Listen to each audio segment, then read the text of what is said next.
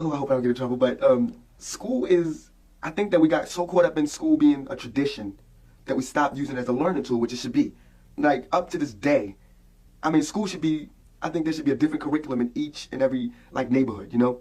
Because I'm going to Tamalpais High, and I'm learning about the basics, but they're not basic for me, you know? And it's like, they're not, to get us ready for today's world, they're not, that's not helping.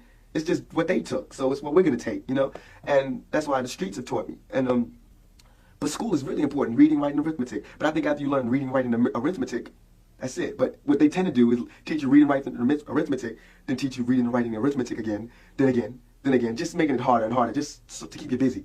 And that's why I think they messed up. There should be a class on drugs. There should be a class on sex education, a real sex education class, not just pictures and diaphragms and unlogical terms and things like that. There should be a drug class. There should be sex education. There should be a class on scams. There should be a class on religious cults. There should be a class on police brutality. There should be a class on apartheid. There should be a class on racism in America. There should be a class on why people are hungry, but they're not. Their classes on gym, you know, physical education. Let's learn volleyball because one day we're gonna, you know, it's their classes like algebra, where I've yet to go to the store and said, can I have X, Y plus 2 and give me my Y change back, thank you. You know, I think you could let me out. I've lived alone by myself, and the things that helped me were the things I learned from my mother, from the streets, and reading has helped me. I mean, school has taught me reading, which is I love reading, writing, and arithmetic. That's it. I don't fit in. That's hell. It's hell when you can't be around your peers. All my life I grew up around black people, poor people, but I can't live around poor people now because they'll rob me. And why would they rob me? Because they're starving, because there's no money here. But they're telling me, now that I made a little money, I have to move here. So it's not like no one's ever trying to deal with this section. They're just moving away from it. And we're gonna have more stars coming from the ghetto, but they're gonna all move this way. You know what I'm saying? So it's like all the society is doing is leeching off the ghetto. They use the ghetto for their pain, for their sorrow, for their culture, for their music, for their happiness, for their movies, to talk about boys in the hood. You know what I'm saying? I don't want to be another I don't want to be 50 years old at a BET, We Shall Overcome Achievement Awards. You know what I'm saying? Not me. You know, I want when they see me, they know that every day when I'm breathing, it's for us to go farther. You know, every time I speak, I want the truth to come out. You know what I'm saying? Every time I speak, I want to shiver.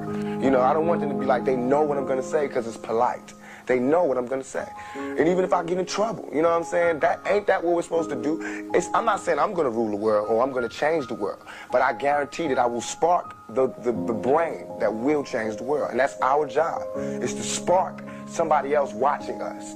We might not be the ones, but let's not be selfish, and because we're not going to change the world, let's not talk about how we should change it. I don't know how to change it, but I know if I keep talking about how dirty it is out here, somebody going to clean it up. Like Trump, gimme, gimme, gimme, push, push, push, push, step, step, step, crush, crush, crush. I mean, nobody should be hitting lotto for 36 million and we got people starving in the streets. There's no way that these people should own planes and their people don't have houses, apartments, shacks, drawers, pants. I mean, can you imagine somebody having $32 million? 32. And this person has nothing? I mean, and then these are the type of people that get humanitarian awards. Millionaires. How can they be humanitarians by the fact that they millionaires and there's so many poor people shows how unhumane they are?